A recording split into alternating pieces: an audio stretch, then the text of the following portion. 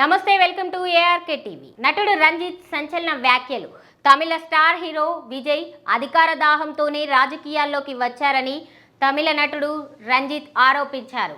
విజయ్ లాంటి వాళ్ళు 1000 మంది వచ్చినా తమిళనాడు రాజకీయాలను మార్చలేరు అని ఆయన అన్నారు. ఎన్నికల సమయంలో పార్టీలు మారే వాళ్ళు ఎక్కువ అవుతారని, ఓటుకు డబ్బు పంచే వాళ్లను ప్రజలు ఎన్నుకోవద్దు అని, తమ హక్కు వినియోగించుకోవాలని ఆయన అన్నారు. ఓటుకు 10,000 నుంచి 12,000 వరకు డబ్బులు పంచే వారిని ప్రజలు గెలిపించకూడదని రంజిత్ అన్నారు. రాష్ట్రంలో సమూల మార్పు రావాల్సిన అవసరం ఉందని చెప్పారు. ప్రజలు ఎన్నికలను బహిష్కరించకుండా తప్పనిసరిగా ఓటు హక్కును వినియోగించుకోవాలని అన్నారు.